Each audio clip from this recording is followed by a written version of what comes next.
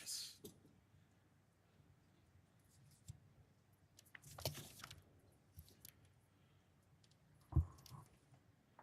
Well, good still morning, everyone. I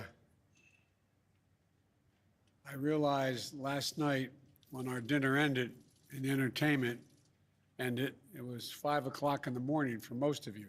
So I admire your collective stamina. Thank you very much. And I promise my comments will not take you to tomorrow morning. My friends, I'm honored to host you all here in Washington for the U.S. African Leaders Summit. It's wonderful to spend time with you and your spouses last night at dinner, and I truly enjoyed it, and thank you for making the time. And let me also convey my condolences to the people of the Democratic Republic of the Congo for the tragic loss of life and the communities impacted due to the flooding. Mr. President, we missed you last night, but if there's anything the United States can do to help in this effort, please let us know. We'll do whatever we can. Today, I'm looking forward to hearing more from all of you about the issues and priorities that matter most to Africa and how we can deepen our cooperation. And I emphasize cooperation. Our nations have worked closely together for a long time. We've improved the lives of countless people in all our countries in meaningful ways on both sides of the Atlantic. And with this summit and with the African Union's Agenda 2063, our eyes are fixed squarely on the future. We're now in the early years that will be a decisive decade. The choices that we make today and the remainder of this decade and how we tackle these challenges, in my view, will determine the direction the entire world takes in the decades to come. As I said yesterday, the United States is all in on Africa and all in with Africa. African voices, African leadership, African innovation, all are critical to addressing the most pressing global challenges and to realizing the vision we all share, a world that is free, a world that is open, prosperous, and secure. Africa belongs to the table in every room where global challenges are being discussed, and in every institution where discussions are taking place. That's why I announced in September at the United Nations General Assembly that the United States fully supports reforming the UN Security Council to include permanent representation for Africa. And today I'm also calling for the African Union to join the G20 as a permanent member of the G20. It's been a long time in coming, but it's going to come.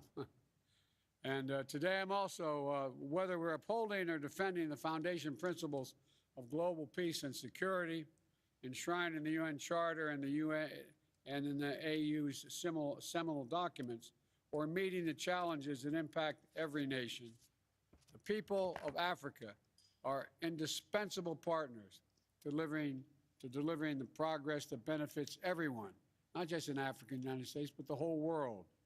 The COVID-19 pandemic, followed by Russia's unjust and unprovoked war against its neighbor Ukraine, has roiled the global economy, erasing many of the development gains that we worked so hard together to achieve over the past 2 decades.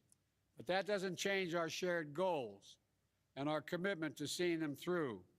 It only makes it more urgent for us to take decisive action and take it together. That's why over the next 3 years, working in close cooperation with the United States Congress, we plan to commit $55 billion in Africa to advance the priorities we share and to support the Agenda 2063. That number represents a comprehensive commitment from the United States to invest in Africa's people, Africa's infrastructure, Africa's agriculture, Africa's health system, Africa's security, and more.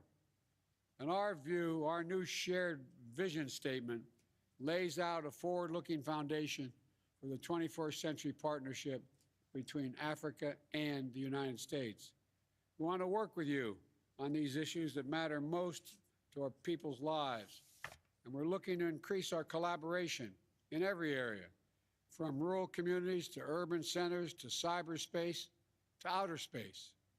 In addition to our investments, we're also committed to helping African countries assess the financing you need to build sustainable and inclusive economies. We're leading a global effort to pursue equitable arrangements for global creditors to provide debt relief so nations can prioritize their people, not backbreaking debt payments. And I'm asking the Congress for the authority to lend $21 billion to the International Monetary Fund to provide access to necessary financing for low and middle income countries, which are so difficult to come by now, and so will help Africa's recovery efforts and support projects that build resilience against future crises. As we engage with your countries, the United States will always lead with our values: support for democracy, respect for the rule of law, commitment to human rights, responsible government. All are part of our DNA. That doesn't mean we always get everything right. We surely don't. And the work of democracy is never finished or never guaranteed. It's about consistent and constant self-improvement. But that's why democracy is the best tool we have to address the wide range of challenges we all face. And that belief is shared by Africans and Americans alike. For South Africa's world-changing triumph over apartheid, to Nigeria's not too young to run movement, empowering a new generation of changemakers, to the record voter turnout in Zambia, where young people demanded a better future, we see over and over again that our greatest power is our people. So one of the commitments I want to highlight today is the investment in countering democratic backsliding through our new African Democratic and Political Transition Initiative. Collaborating closely with African governments, regional institutions, and civil society, my administration will work with the United States Congress to invest $75 million to strengthen transparent, accountable governance facilities, facilitate voter registration, support constitutional reform, and more. We'll also work to support and strengthen security benefits that flow from good governance, including with the new 21st Century Partnership for African Security. Through this three-year, $100 million pilot program, the Department of Defense will work with our African partners to boost reforms that build their security capacity. Now, as every leader here understands, the real measure of success is not in announcements, but it's in the follow-through.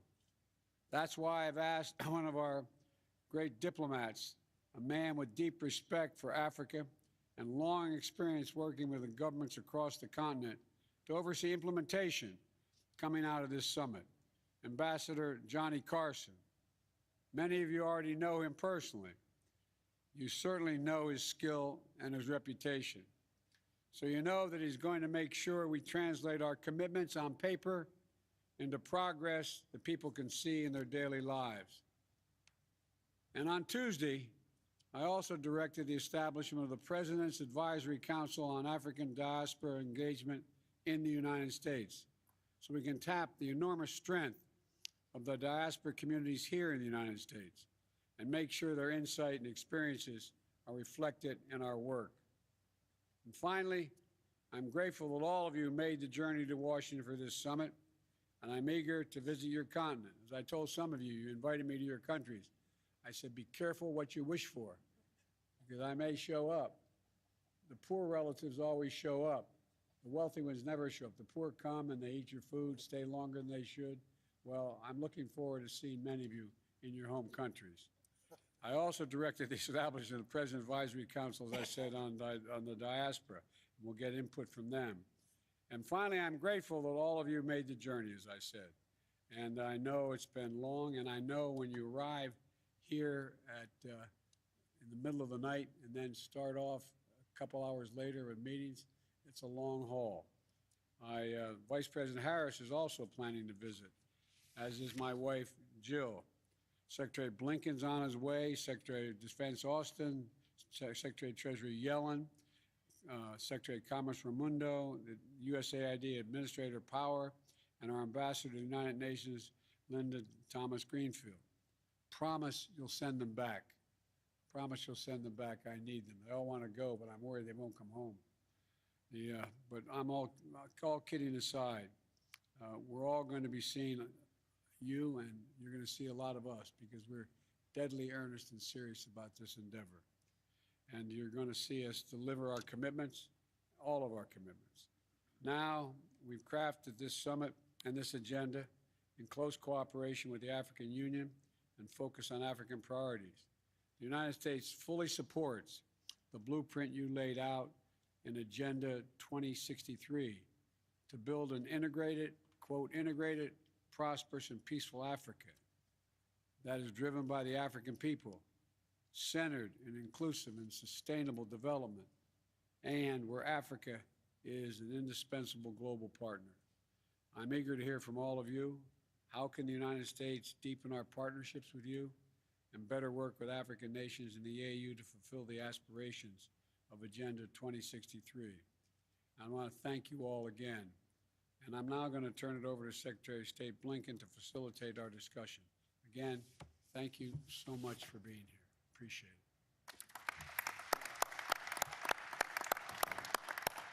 Well, Mr. President, thank you very, very much. And let me just add my own sincere and warm welcome to all of you today.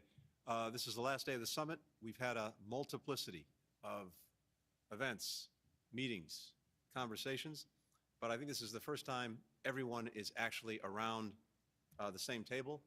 And I got to say, looking at this, if a photograph is worth 1,000 words, well, we've got probably 10,000 words here. It's a very powerful photograph to see. To start things off, we very much welcome getting the African perspective, starting with the President of Senegal, the Chairperson of the African Union, President Macky Sall. Monsieur le Président, micro est à vous.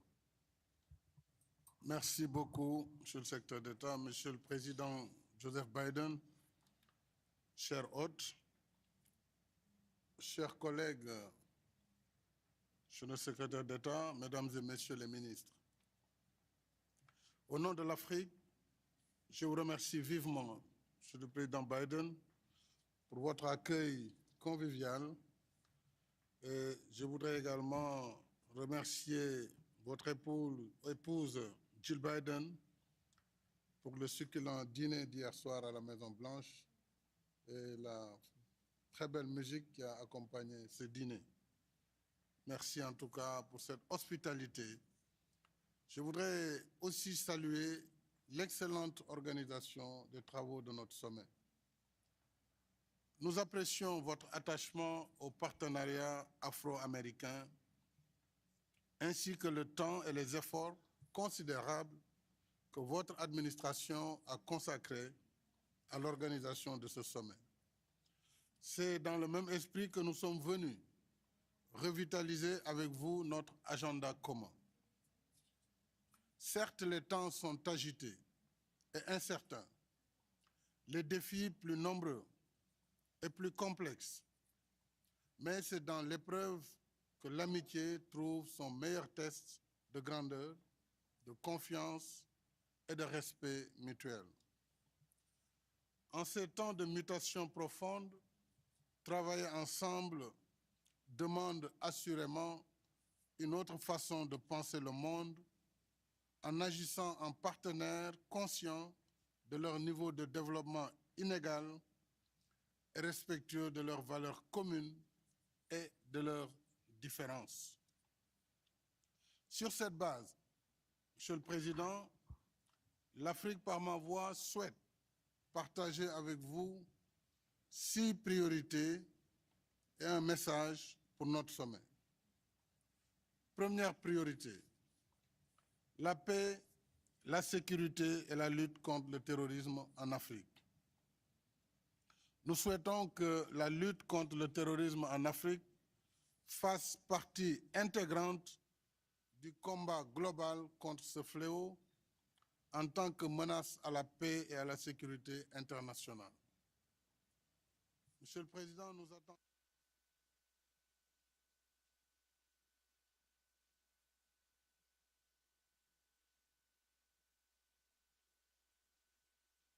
Nations Unies place la lutte contre le terrorisme en Afrique dans le cadre du mécanisme de sécurité collective de la Charte des Nations Unies.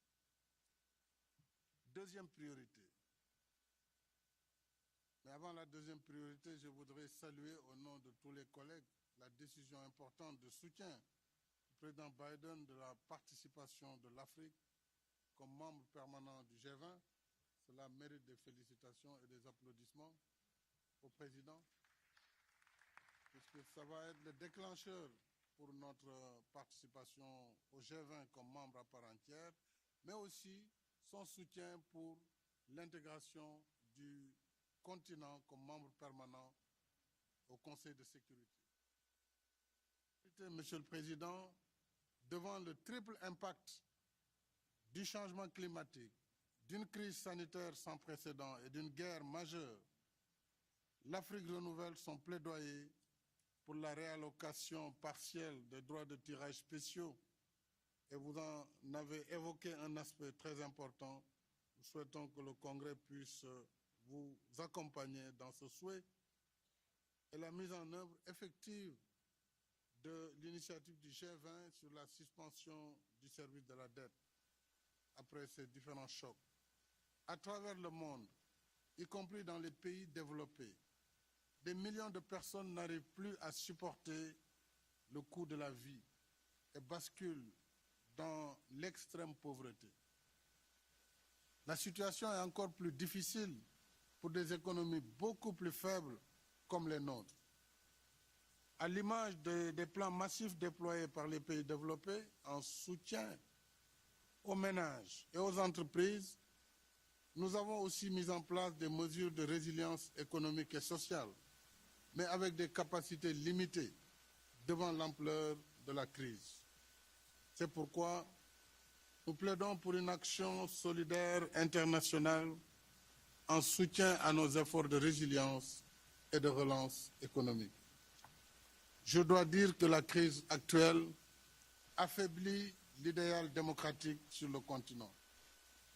En effet, sans un mieux-être économique, l'ancrage démocratique restera toujours fragile et vulnérable au risque d'instabilité, et nous le voyons dans beaucoup de pays déjà. Troisième priorité, l'Afrique souhaite un engagement plus soutenu dans l'investissement sur les infrastructures de développement, les routes, le chemin de fer, les centrales électriques, l'infrastructure numérique. Nous avons vu hier et suivi avec beaucoup d'intérêt votre message lors du Business Forum. L'Afrique étant le dernier grand chantier du monde, avec les projets du Programme de développement des infrastructures de l'Afrique, le PIDA, dont certains sont entamés et d'autres attendent d'être entamés, ce sont autant d'opportunités d'investissement pour une croissance et une prospérité partagée. À défaut d'un plan spécial pour l'Afrique, nous appelons à la mobilisation diligente des ressources annoncées par le G7 sur l'inspiration américaine au titre du partenariat pour l'infrastructure mondiale et l'investissement pour accompagner la réalisation d'infrastructures en Afrique.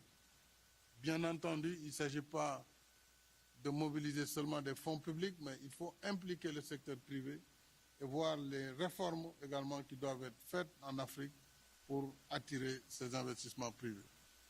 Quatrième priorité, Monsieur le Président, l'Afrique, continent le moins pollueur et le plus vulnérable au réchauffement climatique, reste attaché aux objectifs de l'accord de Paris sur le climat pour un développement sobre en carbone et résilient au changement climatique.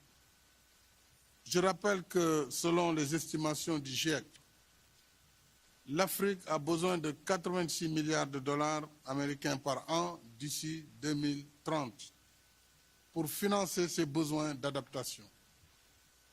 Puisque les engagements financiers convenus pour soutenir les efforts d'adaptation des pays en développement tardent à se concrétiser, nombre de pays continuent de recourir à la dette pour financer leurs projets verts et leur stratégie de mix énergétique.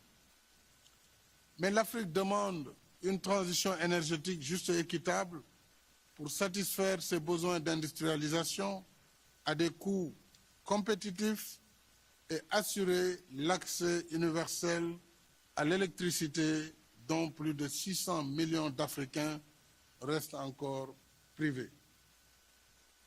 C'est une responsabilité à laquelle nous, dirigeants africains, ne pouvons renoncer et qui nous impose d'utiliser nos ressources disponibles en matière de transition énergétique. Cinquième priorité, l'Afrique souhaite travailler avec les États-Unis pour gagner la bataille de la souveraineté alimentaire. Nous saluons l'appui de votre pays au mécanisme africain de financement des engrais dans le cadre du plan d'urgence de la Banque africaine de développement pour la production alimentaire. Dans l'immédiat, l'Afrique souhaite la prise de mesures urgentes pour faciliter l'accès au marché des engrais et des produits agricoles. Quand je dis l'accès, c'est pour l'achat.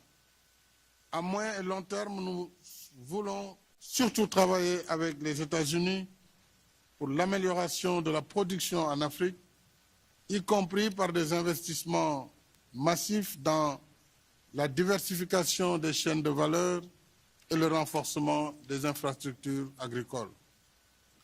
Le projet de déclaration conjointe sur la sécurité alimentaire qui sera issu de notre sommet constitue un bon cadre d'action commune à cet effet.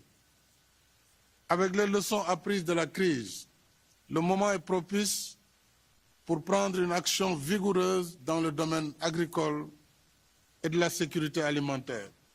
Je propose, Monsieur le Président, que notre sommet lance une initiative présidentielle à votre niveau sur l'agriculture en Afrique.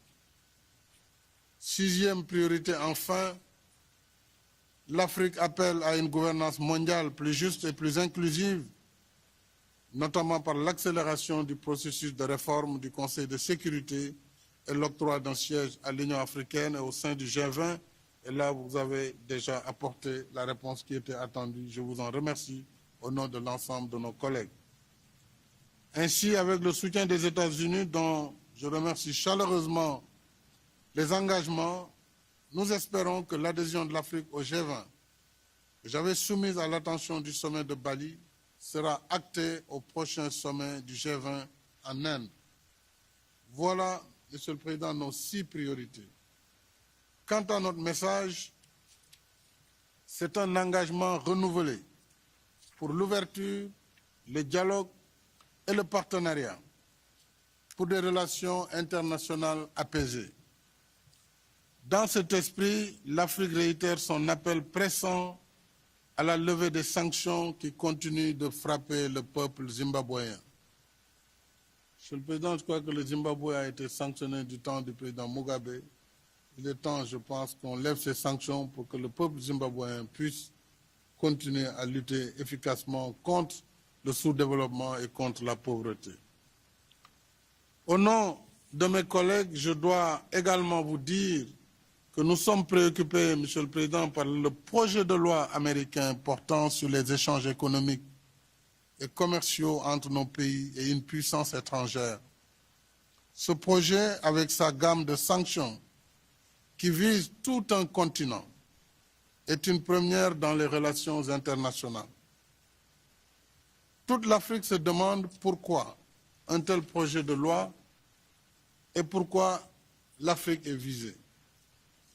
Ayant à l'esprit les règles et principes de l'Organisation mondiale du commerce, nous appelons à la révision de ce projet, dont l'adoption pourrait gravement nuire aux relations entre l'Afrique et les États-Unis, ce que nous ne souhaitons pas. Notre souhait, et c'est notre raison d'être ici auprès de vous, notre souhait donc, c'est de poursuivre avec vous nos efforts communs pour un partenariat afro-américain co-construit, toujours plus solide, plus confiant pour le progrès et la prospérité partagée de nos peuples, Thank you for your kind attention.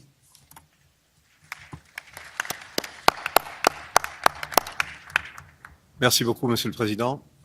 We'd like to turn now to the chairperson of the African Union Commission, Chairperson Moussa Faki Mohamed.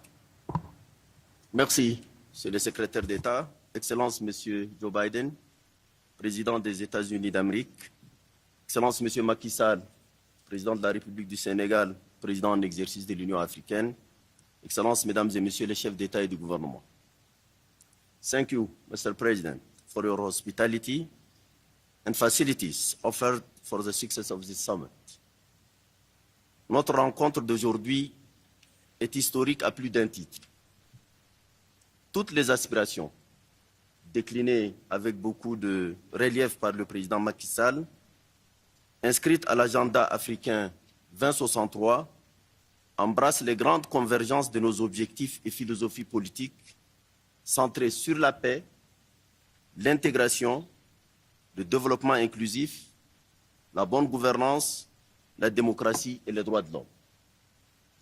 Résultat d'un effort intellectuel collectif des hommes et des femmes politiques d'Afrique, des universitaires multidisciplinaires, des experts, des militants de la société civile et des acteurs du secteur privé, l'agenda 2063 est un concentré à la fois doctrinal et programmatique de l'Afrique pour les 50 ans en cours depuis son adoption solennelle en 2013.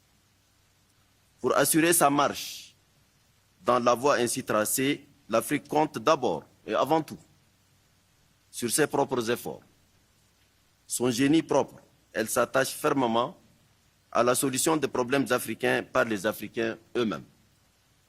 Elle compte aussi sur la solidarité de ses amis, dans le respect et la recherche des résultats mutuellement avantageux.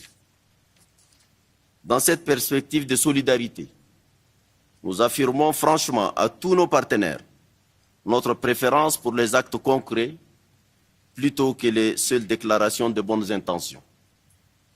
Nous savons que cet esprit de recherche du concret rencontre des échos favorables auprès du partenaire américain. Ainsi, notre souhait, le plus ardent, est que le partenariat avec les États-Unis se donne les moyens financiers et les mécanismes de suivi qui en feraient un vrai levier de la réalisation des aspirations et ambitions de notre agenda 2063. Seule la réalisation de ces doubles conditions hissera ce partenariat au niveau attendu par nos peuples. C'est notre principal message à ce sommet. Je vous remercie. Merci beaucoup, Monsieur le Chairman.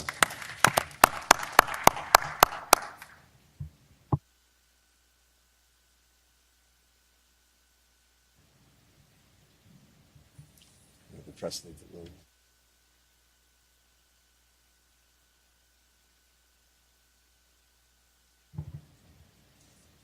think we will now ask our colleagues from the media to leave the room. Thank you very much.